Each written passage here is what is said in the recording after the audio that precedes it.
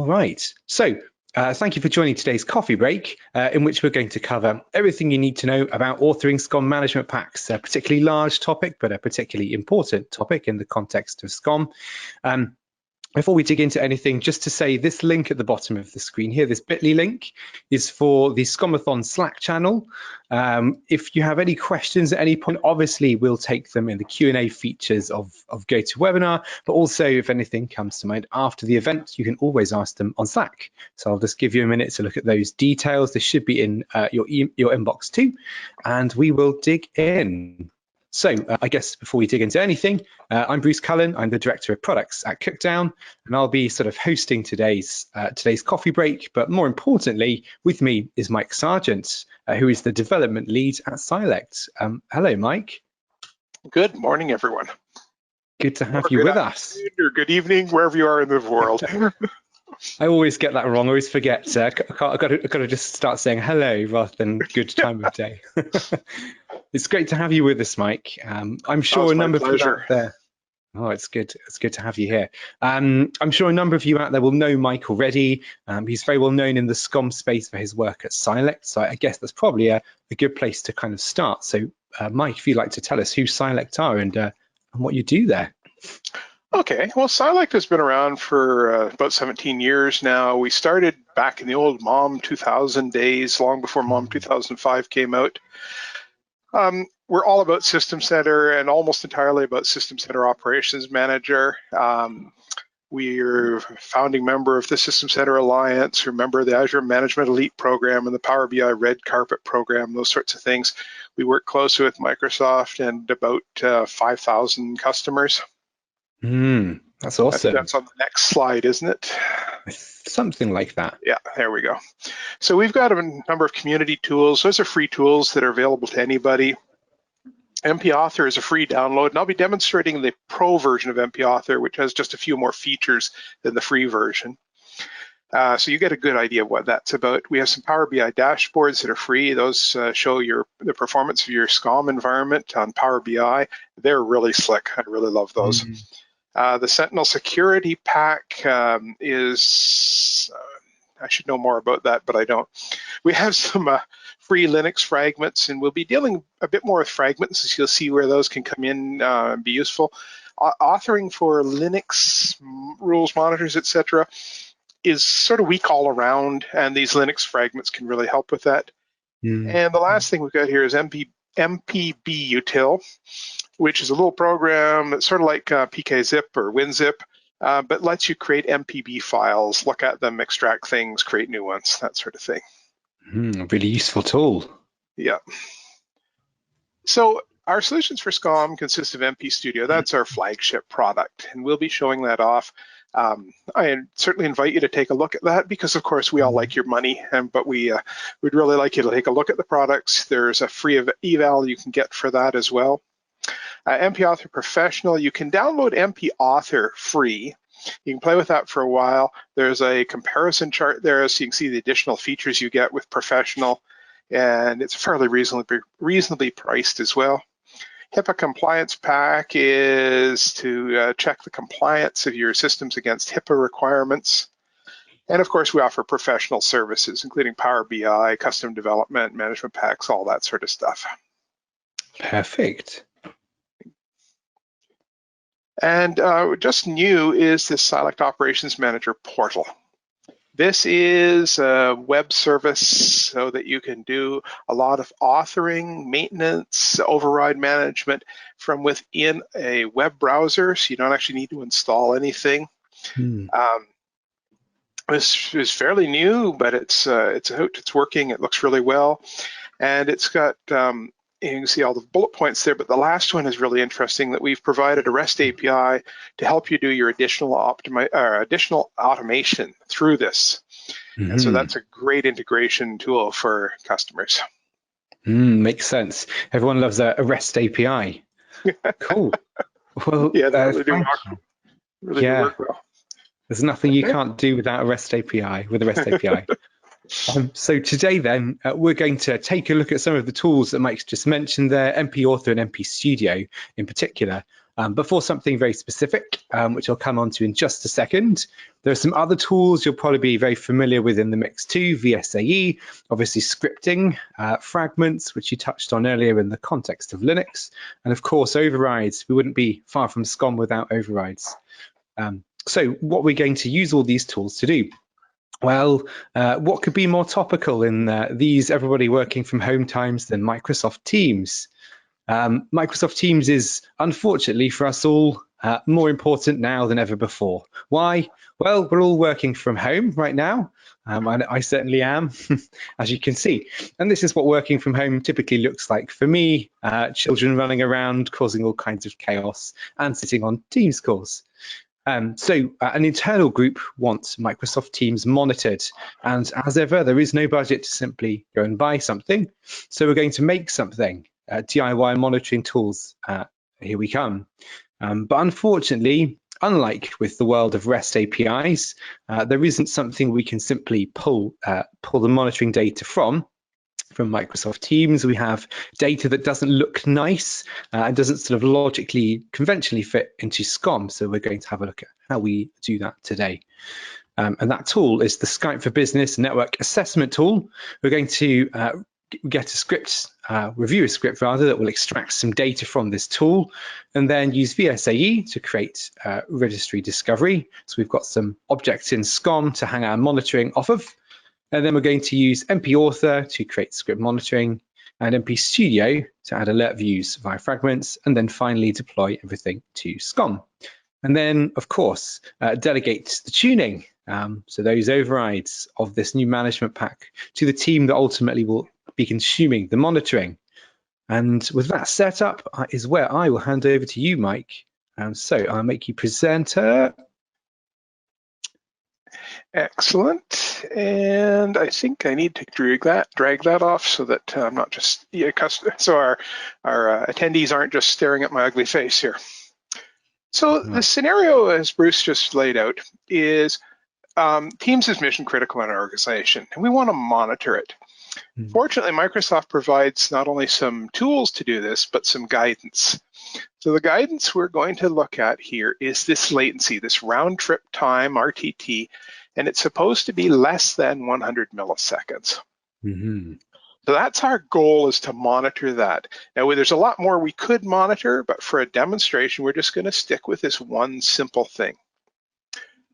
Now, the Skype for Business tool is something that Microsoft publishes. You can download that, and I think the links will be in the handouts here. It's a nice little tool, and that's probably all we need to say about that. So let's take a look at, let's bring up this folder, wrong folder, this folder. So I have some stuff here. One of the first ones here is I got a little batch file just to run this network assessment tool so we can see what it does. Now, one thing I learned from the last time I did this is don't select text while something's running, because it will not write out the rest of the results if you do that. This tool takes about 17 seconds to run, and then I'll talk about it a bit more. But what it's doing is it's setting up a call, it's transferring some audio data back and forth, and it's measuring these various parameters, and then it produces the final result. So a couple things to note here. One, the batch file had to change directory to the directory of the network assessment tool first. The network assessment tool has some DLLs and some data files that are in that folder, so it needs them there. Then we ran the network assessment tool itself. It produced all of this output, identified itself, told you what it was doing. It's going to run for 17 seconds, we saw that. And then it produces this data. So we have a very low packet loss rate here. We have a round trip latency of 52 milliseconds, well below that 100. We have a jitter time here of 11, almost 12 milliseconds, and it looks like 0 packets were reordered. It does tell us how many packets were sent and received. That's something I don't think we're interested in at all. But one of the final things it does here is it tells us where it wrote the results. Now, we could parse this output and we could look through for RTT latency, and we could pick this up and strip off the MS and get the 52 here. This isn't the most friendly thing to look at, but fortunately this tool does write the results to a TSV file. Now a TSV file is like a CSV file, a comma separated variables, but it has tabs instead of commas. Okay, that's good. It does give you something more than just what's on screen, and that's really good. Yeah. So let's very quickly bring up that TSV file, and I am going to change the font size here so that you can read it. And we'll reorder the size of the columns here, and you'll be able to see everything that's there. So we have a start time, our packet loss rate, our round trip latency of 60.5 milliseconds, packet sent and receive, our jitter, and a packet reorder ratio. So there's really only one line here, but this is very easy to read in, and we'll have almost no fidelity loss here. The number we're looking for we'll be able to get very easily. The thing we want to look for in particular is this round trip latency in milliseconds. So the next thing I have is I have a script that we're going to look at, this Teams network assessment script. And I actually happen to have it open here. And what this is going to do is this is a script we're going to use in a monitor to measure that information, get the information back into SCOM so we can do an evaluation of it. And I want to walk through this just to give you some idea. Now, wherever you're trying to get data from, your scripts are not going to be the same as this, but there's a lot of commonality here, and I'm going to try to give some advice. So we start off with params. Now this script does not take any parameters, so it's empty. We define a script name and event ID that we're going to write so that we put things in the event log. We have something to look at. And then we get into some standard boilerplate.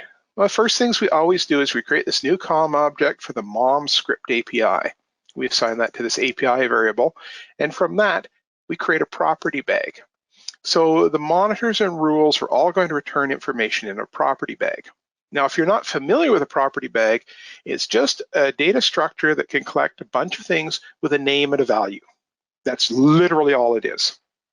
And we're going to see that in much more detail. Next thing I do is I define a couple of constants for the program name itself and the exe name. And you'll see how these are used, but those are actually, that's the folder that the thing is installed in, and this is the actual name of the executable. And if we look back here, you'll see that that is, there's that folder name, there's the name of the executable. We're going to need that, so we want to define those somewhere. Now I like to initialize a number of variables. These are variables we're going to use, including that round trip latency. I declare a variable called latency, and I like to initialize all the variables I'm going to use. It can prevent you from assigning data or returning data to SCOM, which is undefined, and you get some exceptions or events logged from SCOM. They're a little hard to track down. So I always like to initialize everything, including our start time, because we're going to report on that. Next thing I have is a couple of, go ahead. I was just going to say, I think that's a really good point. It's something that's sort of often overlooked, setting those variables when you declare them. I've definitely had the issue of trying to track down something that's gone awry in monitoring I've created before, where it was the result of me not doing that. So definitely a tip there that's worth picking up on. Oh, thanks. Yeah, we've run across that too, where we've returned a null value. And we go to evaluate that, and the SCOM says, well, I can't convert this null into an integer. Yeah. But that's logged typically in the event log on the agent where the rule is being executed, and it just doesn't seem to run. It can be very hard to find, so we try to prevent that. Next thing we have is two variables I'm going to use here, which are sort of critical. I'm going to have an OK variable that tells me whether things are working well, and an error message variable. And I'm going to initialize that to a blank string, of course. And what that means is that whenever we have an error, I'm going to set OK to false, and I'm going to set an error message as something usable. The next thing we do here is we're going to validate to make sure that that path exists where the program is supposed to be installed. If it doesn't exist, we set OK to false, and we set a message here. Path, and we say what it does not exist, is this installed? If that's okay, the next thing we're going to do is check to make sure that the exe is actually in that folder. If it's not, then we're going to set OK to false again, and we're going to produce a slightly different message that the program doesn't exist. Now we're getting close to actually executing things. We're going to create a stopwatch object to time exactly how long this takes. Now the reality is this particular program runs for 17 seconds transmitting data, so the whole thing tends to take about 22 to 24 seconds. It's not fairly variable, so this is not the most important thing to do, but for other things where the performance can vary, it's usually a good idea to measure that sort of information. And the final thing we do before we do anything useful is I'm going to assign this variable called standard out and give that a blank, an empty string. And we're going to see what that's used for in a second. So if everything's okay, we're going to come in here and we're going to try to execute things. So as I mentioned, we have to set the location to the folder where everything was installed, and then we're going to execute the exe name. And this very ugly expression says execute this and assign the result to the standard output variable. And when we do that, pretty much everything you saw on the screen that I had highlighted earlier, which would be this text all the way down to here, is going to be in that variable. We'll see that in a second. And then we're going to start looking for that result file. The reason for that is, sorry, I keep flipping back and forth here, is that this is not the default location. This product, well, it does not have a command line option that lets you specify where to write the log file. It does have a config file where somebody can change that default path. I, in this case, have done that. I've set it to C:temp. But that's not a standard thing in Windows. C:temp is not created automatically, but it's something I usually do in almost every system I use because it's a great place to dump this sort of information. But what we need to do is we need to find that path. So we're going to go through our result, and we're going to try to find that path. Now, by default, this is where it writes to. So it's in app data. It goes up one level over to a local folder, to the folder with the same program name that we saw earlier, to this performance results.tsv. So that's the default. Now, if we can't find it, we're going to try to fall back to the default. We're going to take our standard output and we're going to split it into a number of lines based on the carriage return character here. And we're going to look at that individually. So let's run, and there will be a 17-second gap here while it actually executes this. That's what it's doing now. So there's our 17 seconds running. So now would probably be a good point for, I think it's more sort of comment than question from the chat window. So a comment from Gerald, she says, $OK equals $true. I'd err on the side of caution. Set $false and only if all checks pass set to $true. But depends on the situation, obviously. I guess more a comment, but would you like to comment on that? That's actually a good idea. I actually agree. I would too. I should do that, yep. And I'll tell you right here where we've finished, that would be a great place to put the $OK equals to true. So that's cool. So we've executed and we've stopped at this line 62 here. So we have this standard output variable, and if I display that, you're going to recognize the output. That's the same stuff we were looking at earlier. It's just been captured now. So we can start to look for this string. Now, to look for that string, we could look for this particular thing to key on. The result has been written to Cullen, but a tool may be localized. So that string might be in French or German or Klingon. So we don't want to look for it exactly. So what I've done is I decided that I'm going to look for lines that have a colon space in it, and we're going to test those. Obvious is that we have other lines with colon space, and so we need to choose the correct one. And I'm going to show how we do that. So I'm going to shrink this back down here. So we have our lines. We're going to look at each line individually. We're going to look for anything with this colon space in it. If the index is greater than 0, it means it found one.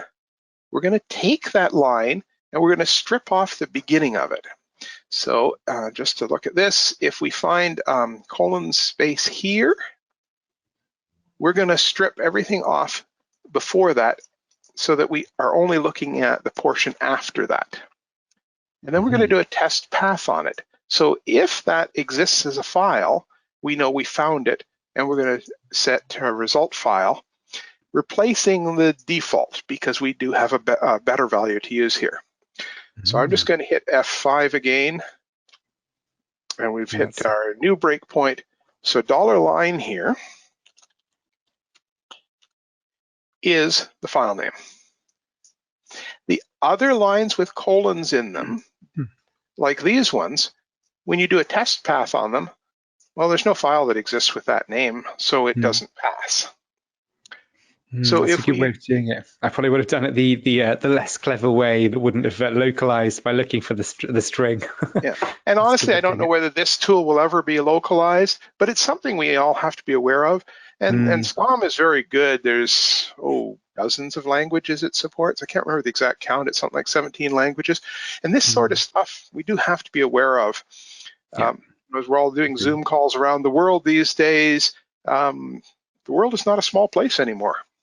It's very true. Well, I'm in the UK, you're in Canada, you know, same language at least, but yes. Roughly. yeah, with some minor differences. Minor differences. So we've got our string here. We know our path now. So the next command I want to use, and I'm just going to, there we go. I'm going to use this import CSV command. Now that'll read in a CSV file, and it produces a structure with the result values in it. Now we mentioned that this is a TSV, tab separated. So we're going to specify the delimiter here as the character tab, which is what this backtick T here means. So the backtick escapes it, and T says it's a tab, and our path is the one we just discovered. So if we were to run to here, then we would reduce this, we'll have this result, and I think I can just hover over it here and you'll get an idea what's there. Yeah, let's do it the proper way.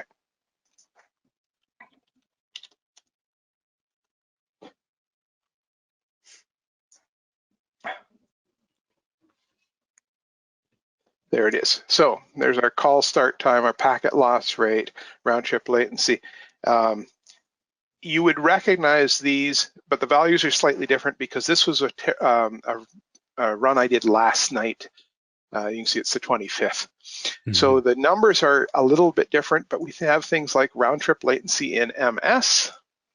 So round trip latency in MS, today it's only 51 milliseconds. So we've been able to get that information. And then we assigned all the individual values to the various variables that we're talking about.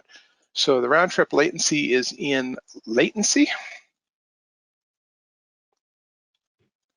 And there's our 51. So we have all of our data now. So the last thing we're going to do here is we're going to remove the result file. We always want to clean up after ourselves if possible. There were no errors, of course. We don't have anything to worry about there. We're going to run down. We're going to stop our stopwatch. We're going to measure the elapsed time, and we're going to measure it in milliseconds here. And then we're going to put all these values in the property bag. Now, as I mentioned, a property bag is just a container for name and value pairs. So we're going to add something with a name start time and the value from the start time variable here. Our round trip latency is from that latency variable that we were looking at. And one thing you'll note here is that the name I'm assigning here is not the same name we've been looking at. The other one didn't have any spaces in it and had a capital MS, etc. on the end. And though this is where we can actually change names, but this is the name we need to use in the management pack itself.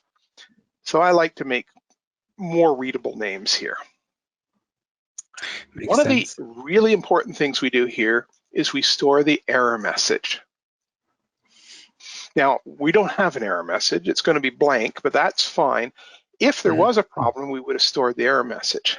And then we come down here and we check to see if we're okay. If we're okay, we add a final thing, the state variable, we're going to say the state is healthy. If it wasn't okay, we'd put the same state in, but with a different value of critical, so we can test that information.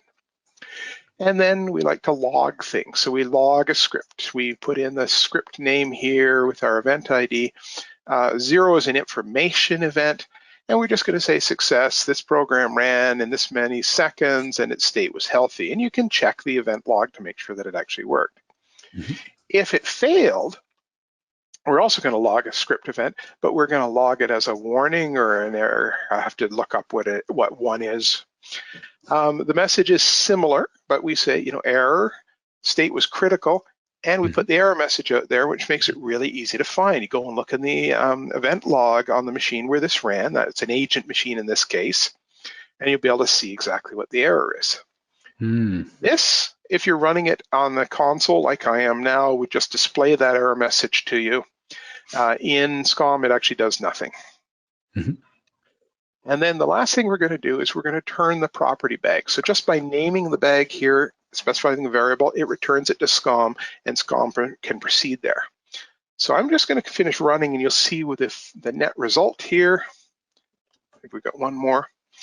So when we run into the ISE here, all it says is that a system_com object was returned, which really doesn't tell us much of anything. But there's a neat little debugging trick here. If instead of returning the bag just as a bag, we do a $API return bag, and we run it in PowerShell itself. We should actually have this here. Now, this is going to take that 17 seconds. But the net result is this will actually display the XML for this property bag that's going to be returned. Now, it's not formatted, so it's going to look pretty ugly, but I'll show it to you raw, and then I'll show you the interpretation. You'll get to see exactly what's in that property bag. So we should be finishing up any second now. So this is that XML I was talking about. Pretty ugly, but it's there. And you can copy that into a separate file, like I've done here. And if you open that up in anything that'll view XML, here's your property bag. So first thing we note is that type is system.propertybagData. It's a data item. Almost everything in SCOM is. There's a time recorded here. And then we have things like our round trip latency in milliseconds, 62.5 seconds, or 62.5 milliseconds. And this is everything we did, including the error message, which in this case is empty. We didn't have an error message, and our state, which was healthy. And so we can test all of these variables, and we can work with them in SCOM now. Super useful for troubleshooting and debugging, as you say. Yes, and we're going to show you where you can actually see those within SCOM as well. I've returned all of these values as strings, so they show up as variant type 8. And that's usually okay. SCOM is actually pretty good about taking string data and using it numerically when it needs to. There may be cases where you don't want to return it as a string, and if you'll note here, I had my latency variable, and I've expanded it in a string to ensure that it's stored as a string. If I didn't have the quotes around this, it would have stored it as a numeric value, and SCOM often works properly with the numeric values, but not always. SCOM data types are a little less than some other things, so you may find that you store a variable here in a data type that SCOM can't handle. So often just returning it as a string works as well as anything. So that's our script, and that's what we're going to be playing with. So what we want to do now is actually see how we do this. Oh, I think I just clicked a link here I didn't mean to click. We're going to see how we can do this in VSAE. So I'm going over to a virtual machine here, because for some reason VSAE will not install on my main computer. Doesn't matter, it'll work just fine here. The links for VSAE are in the handouts as well. So let's start a new solution here. So from file, I'm going to do new project. It remembers that the last thing I did was an Operations Manager 2019 Management Pack, which is what we want to create this time, so we can select that. Otherwise, we can drill down through the list of projects here. We can give this a good name, so I'm going to call this monitor.teams, and everything else is pretty good here. We're going to create. What this does, it creates a solution with a little bit of scaffolding in place for a management pack. And when I say little, really the only thing that's there is some references to some of the standard libraries, and we're going to add some more later. But what we want to do here is we want to add that discovery. So from here, I can say add a new item. It knows it's a management pack, so it gives the particular examples here. So from templates, we have discovery. And I'm going to give this a better name here. Discover teams. And there's our discovery. Now, nothing's been filled in here. For instance, the ID is just a placeholder here. So we could call that discover teams. And this is the name that has to have dots and can't have spaces. But we do have a display name here where we could say discover space teams. And of course, you can have better names than that. But like I say, this is really just a placeholder. There's nothing here. In particular, there's nothing from the data source which says what or how we're going to collect the information to do the discovery. So we can click this and we can get the filtered registry discovery provider. I believe it's the one we want here. And so now it knows that, but the configuration for that data source is empty and we need to fill that in. And there's a lot of XML that needs to be filled in for that. And while VSAE is really great for some things, this is a bit painful. I certainly have to admit that. So I'm going to show you a better way to do that. And in particular, this wouldn't work because we haven't created a class for this to discover yet. So let's see if we can do all of that in one fell swoop. So I'm going to delete that. In this case, I'm going to create an empty management pack fragment here. So we're going to add new item, but from here, from code, I'm just going to select an empty management pack fragment. And I probably should have given that a better name here. So just a very, very stupid question, but deliberately going to ask this question. So what is a fragment? What's the difference between a fragment and a full management pack? Ah, that's a great question, actually. Let me nuke this. And I'll give it the proper name. Sometimes this drives me crazy. So a management pack consists of classes and discoveries and rules and monitors and all sorts of things. A fragment is typically one bit of that. So let me just give this the proper name here.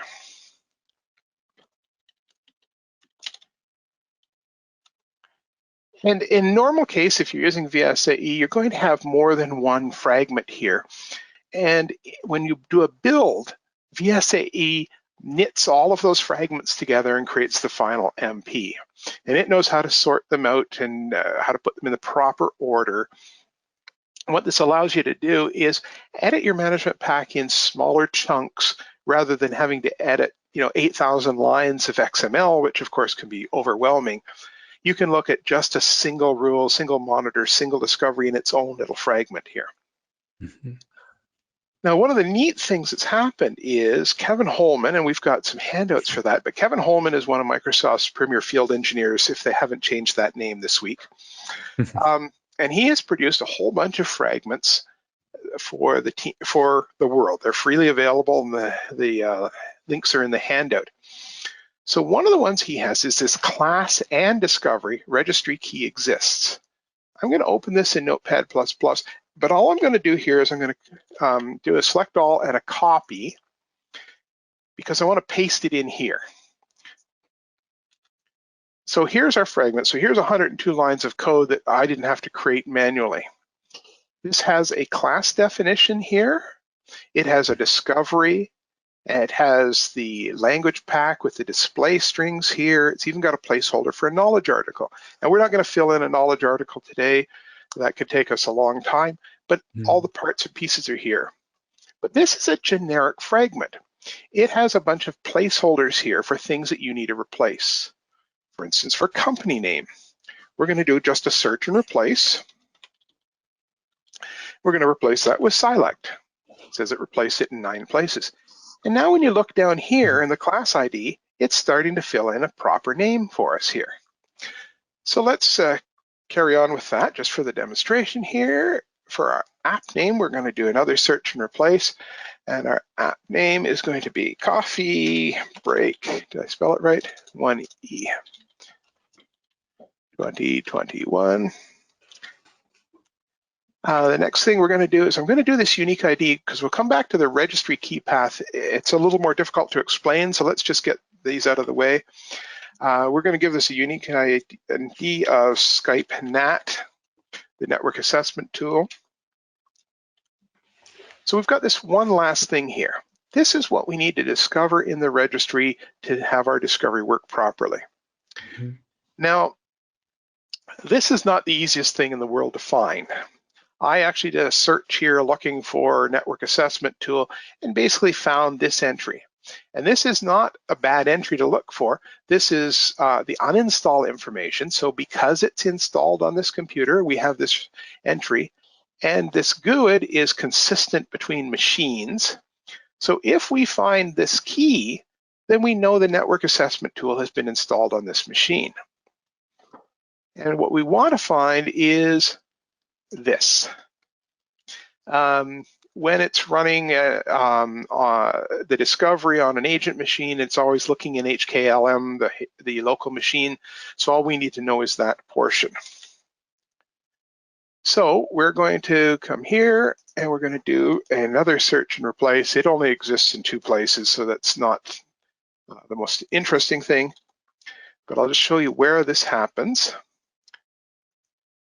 So here is our registry attribute definition. This is what it's looking for in the registry. And this is that, oops, what did I just do? It's trying to do something. No, okay. It was just taking its sweet time.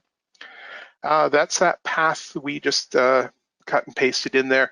And this says we're looking for a registry key existing, which is all we really need to know here. So with 4 simple search and replaces here, we have everything we need for this. And what I'm going to do now is I'm just going to rebuild my solution, and it doesn't take very long here. So it does a clean build, it builds the teams, it does fragment verifications, gets the references, merges the fragments. Now we've only got 1 fragment, so the merge wasn't very difficult. It does some verification of the result, and it gives this standard warning about unsealed management packs should not contain type definitions. Frankly, that's their opinion. I don't completely agree with it, but it's not a bad thing to be aware of. We're going to be doing more changes, so we obviously don't want to seal this, but the whole thing worked for us, and we now have a management pack.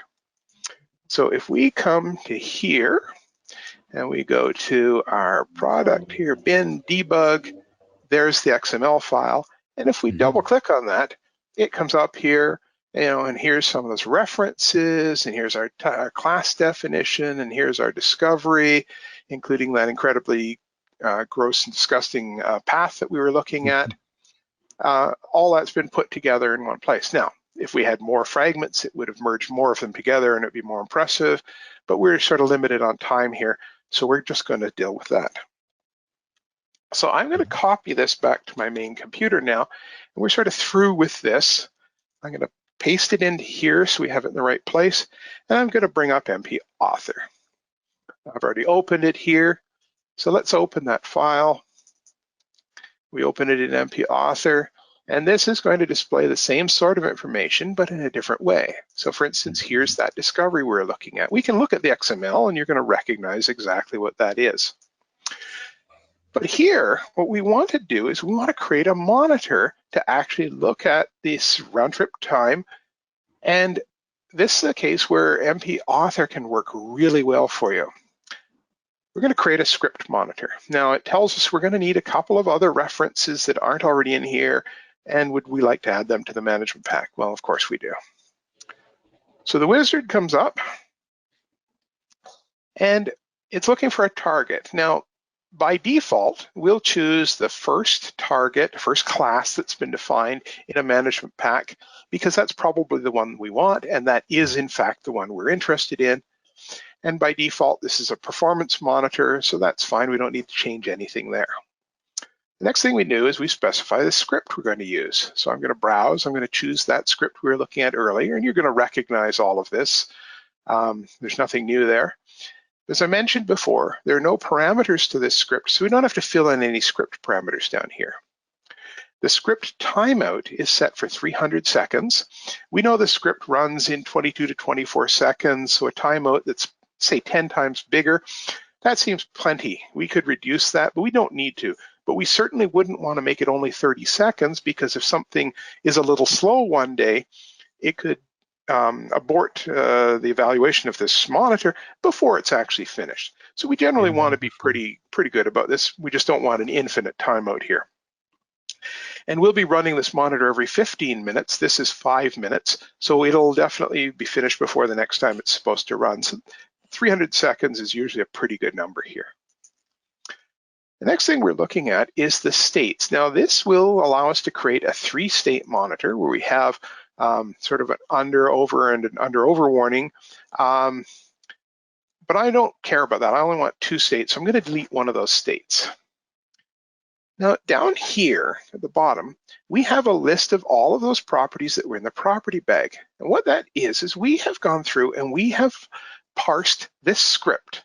What we've looked for is these statements here. We're doing an add value, and we have this round trip latency in milliseconds. We know that is a value that's going to be in that property bag. So we can present that information to you so that it's easy for you to know what is in the property bag, so you can select the correct things. So I'm just going to copy that, and I'm just going to select this because we already look for this chevron name, and select that so I can just paste that in there. Now the healthy case is less than, which is our default here, 100 milliseconds. And so for our critical state, we're going to look at the same variable, but what we want to look at is the logical complement of that. So less than, the complement of that is greater than or equal to 100. So no matter what the value is here, we've got it. Now what I just like to remind people of is don't have that little hole in the middle where you're looking for less than, and the second case is greater than, meaning that if the value is exactly 100, nobody's quite sure what to do with it. So you always want to make sure your expressions complement each other properly. Yeah. Here we have the names, and we have a very long name here, and we can trim this down. And if this wasn't a demo, we'd spend some more time on that, but you can change it. Just for example here, let's trim this down a bit. We know it's a script monitor. We don't care about the class. Let's trim this down to, I think I've got 2 dots there now. Teams Network Assessment Script Monitor. And for our display name, we're going to drop a couple of spaces in here so that it just reads a little better. We could change the description as well. That's, who created it, when, what tool. That's a pretty good default, but of course you can change those. This is the run as credentials. This is when the agent runs the monitor, what credentials should it use? We're going to stick with the default. This network assessment tool doesn't seem to require any particular privileges, so we're just going to stick with the default there, but if you needed to, you could change it. We're going to change the schedule so that it runs every 15 minutes.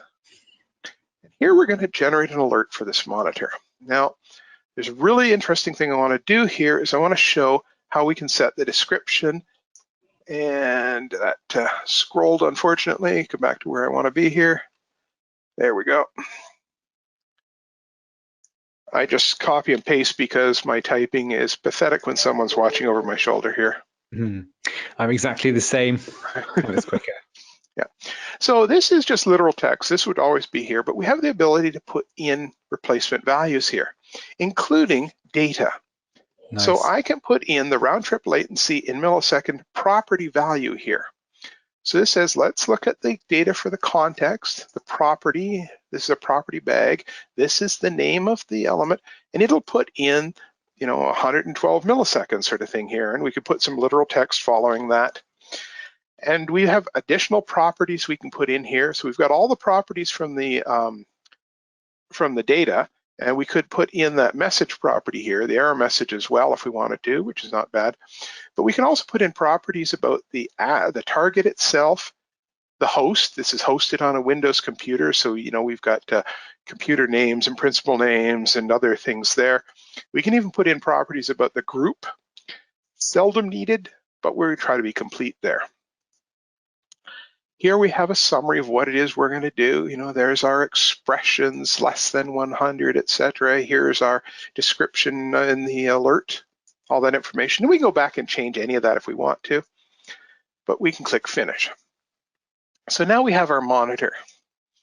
Now the monitor itself isn't too long. It pretty much all fits in one screen here, but what it's telling us, there's the alert parameters that we put in there. There's our round trip latency. There's our error message. There's how long it takes to time out. That's how often we're going to run it. You'll notice there really doesn't seem to be anything that says how to do the monitoring. That's defined by this unit monitor type. So if we look at the unit monitor types, that was also created by the monitor. And it has a bunch of configuration information here. It's got a data source, which is the module type. That's how it collects the data. And then it has these two expressions. And you'll start to recognize this. There's our round trip latency, less than 100. That's how it's actually encoded as XML here. These define the health states, etc. The interesting thing is that this still doesn't actually collect the data. We have this data source module type. So if we go to module types, this first one is the data source module type. If we look at that, this has a scheduler, which is the interval. That's that 15 minutes we were talking about. And we have the probe action. So this, again, still doesn't actually collect the data, but this at least schedules the collection of the data. So the way this runs is it runs the scheduler, and when the scheduler returns every 15 minutes, it'll run the probe, and then it returns the property bag data. And so what we finally get down to is the probe action here, which is where you actually see the script.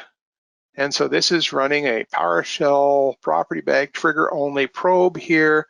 And in the end, it's going to have the timeout values here, and it returns the property bag data. All of that was created by that wizard in a couple of seconds. And the wizard also lets you go back and edit this. So I can edit that. It reads all that information back in, lets you change anything you want, and it'll recreate it if you need to. So this is really helpful. So now we have our monitor created. So I'm just going to save that back to the file. I wanted to show off MP Studio now. So here's MP Studio. MP Studio has sort of life cycle management here. We have a store database where we keep management packs, multiple versions of them. We can compare and document, we can deploy, etc. I'm going to add that management pack into our store database here. It takes a second or so. There's a description here. We could put in information about why this is here. 2021 session, etc. And so here we have our management pack, and we have the first version here. So let's open that up. You're going to recognize the authoring portion here. That's almost exactly what you saw in MP Author Professional. And what we're going to do here is we're going to add a folder. So I want to search. These are all of Kevin's fragments. I reduce it down to just folders. I'm going to select this folder MPX. And we have the properties that we need to fill in here, company name and app name. Now, I've already run this once because I never do a demo where we don't know it's all going to work and have talked through it. So I have all these values. It remembers them, so I don't need to enter them again. So all I need to do is click import, and it creates that folder. The next thing I want to do is I want to add a view. So we'll search for the views here. I want to add the alert view. So it remembered the company name, it remembered the app name. This unique ID is something that we saw earlier, Skype NAT, I had entered that, and we have a class ID. So we have our browser here, we can select all the different classes, and I don't know why it's down here somewhere. There it is. But we already had that as the default, so we don't need to do anything here. And what this is going to do is it's going to create an alert view targeting that class so that it'll show all the alerts for that, and it stores that in the folder we just created. We can do that. And why didn't it like it? I think I know why it didn't like it. I think and I should have known this, the class name is different from the one I used yesterday. Where was it? That should do it. There we go. So there's our management pack. We have other things here. You know, we can check for missing display names. They're all there. We can do the verify. It'll tell us that there are no errors. In MP Studio, we have some suppression. So you saw that earlier warning when it built in VSAE about the class in an unsealed MP. We're willing to suppress that because it just seems to be so much noise. We can also run the best practices analyzer here, so you can look to see if there's anything you're doing which is not perhaps ideal. And it's not going to work here because we're referencing an MPB file. That's a limitation in the MPB verify tool, the MPBPA, the best practices analyzer. It really doesn't know about that. So we're going to save this second version here, and we can put in information here. So in practice, you're often creating and modifying things, and you'll have a work order number. So we'll call this 2021 Jan 26A. You may have additional information you want to put there.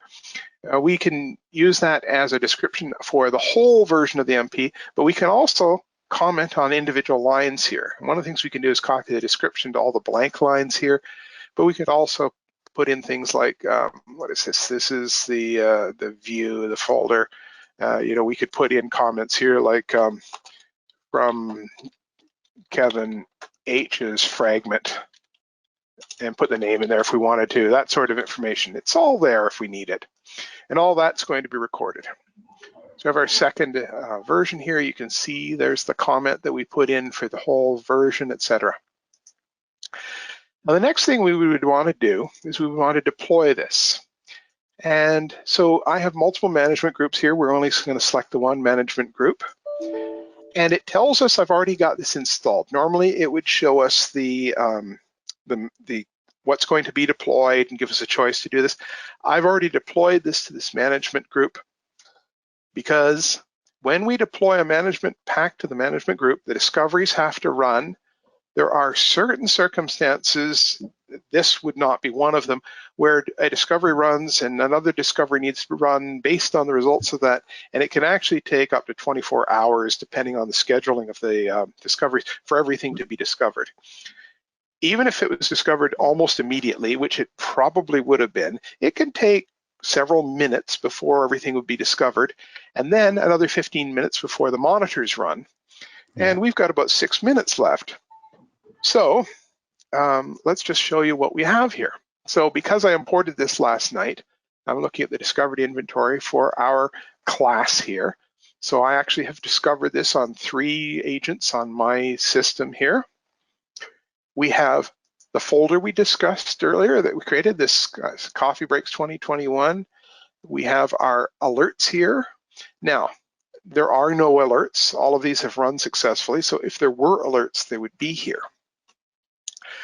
But one of the things I wanted to show you is if we look at the Health Explorer, or you could see this from an alert, but we don't have any alerts. We look at this monitor here. We have these state change events. And if you look, this is where it went from unmonitored to healthy, and it did that last night. But here is all that information from the property bag. You know, our state is healthy, our round trip latency was only 42 milliseconds versus the 100 we're looking for. All that information is there. So here's another place where if there was a problem, we would see that error message, and it will help us debug that. We could also go out and look at the agents. The event would be logged there, but the log, because it was healthy, is just going to tell us it's healthy. We have a pretty good idea what it's going to look like. Because we're running a little short here, I'm going to be very quick about the remainder of this. In the authoring portion here, as well as in MP Studio. So in MP Studio here, we have our coffee, so monitor teams. Let me just find our monitor teams here, which I can't spell because monitor comes after Microsoft. And I'll just show you there's a simpler way to do this. Monitor teams, we have a filter here that brings us down to just what we want. So we can load the MP from the management group itself. We could come into the monitor, for instance, and we could manage overrides here directly. So we load it up, and I actually change the interval. So here's an override that exists where we change the interval so that it runs every 300 seconds rather than 900 seconds, the default. We can simply do that. We can add additional overrides. We can do overrides for specific instances here. So if we only wanted this to run on a specific instance, we can choose that instance here, and we could say do this one at 600 seconds here. And so this will run the monitor at every 5 minutes for everything except this specific instance where we're going to run it every 10 minutes. We can do all that sort of stuff here. You can do much of this from the console. This is saving the result back. It just has to take a moment there. We would see that under our overrides. So here's our default at 300 milliseconds, not applied to any context instance. And this is the 600 one we just created for that specific instance. And we can look at similar things in here. So if we search for teams, we should get, that's not the one I want. I'm gonna have a harder time finding it here. And the reason is I've got other things installed here. Let's just see if this helps. Okay, it's not gonna be as easy to find it here. We can get the discoveries here. I'm not sure if it'll show up under coffee break. Yeah, there we go. There's our discovery for coffee break. We can look at overrides. We can view summaries of the override. We can add and remove overrides here. And the final thing we want to show then is because we have these unsealed MPs in a management server, we can back these all up to the store database. And while this is running, I'm just going to get rid of my filter. We have this backups folder here.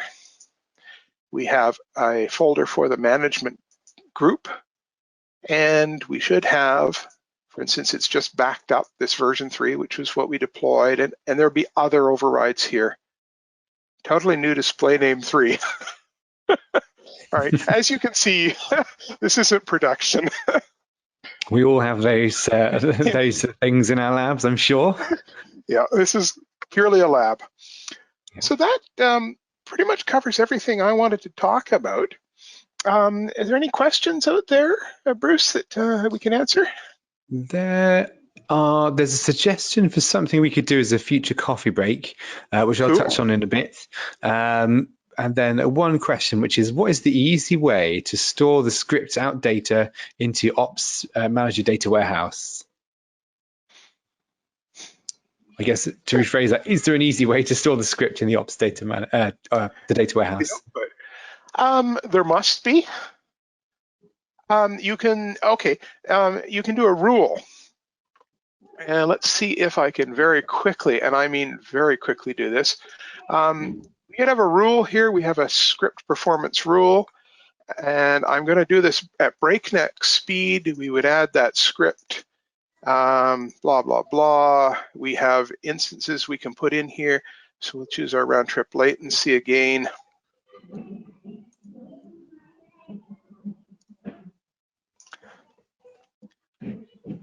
I should have just tabbed. Name, we can create a view, we can save it to the data warehouse, we can create linked reports here, all that sort of stuff. We can say how often we want to run that, and that will create a performance counter. I don't know if that'll save the whole property bag or not. I have to say I'm not quite sure. It certainly That's can okay. be done, but I'm just not sure of the best way to answer that in a few seconds. That's fair enough. I really don't have a clue to take a stab, so you've got further than me. That was the only question that we had. So I guess unless there's anything that's really critical from anyone as far as questions are concerned, I'll just switch back to my screen and just whip through the last set of slides.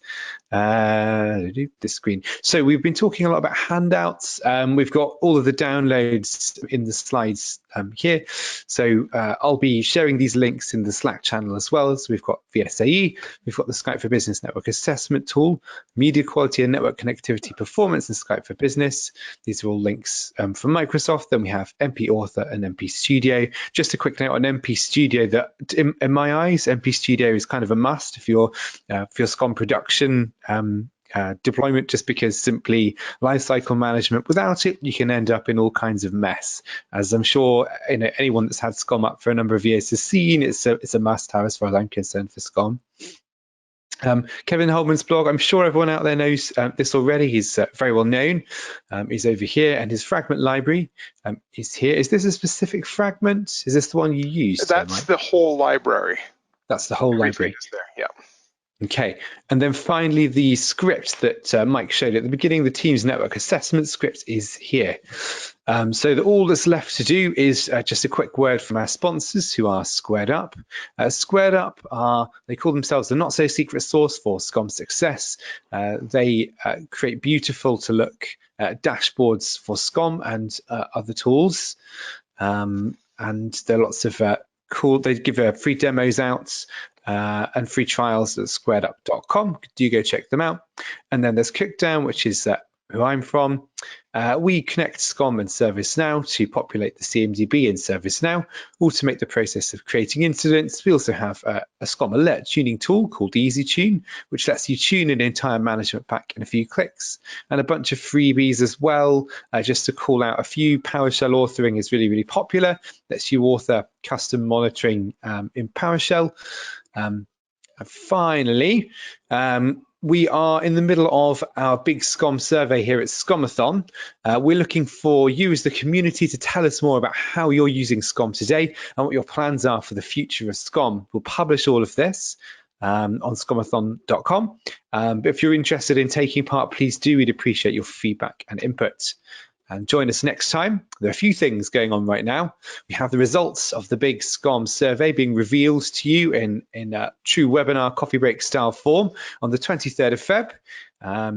There'll be a panel of people to discuss those results and understand what they mean for the future of SCOM.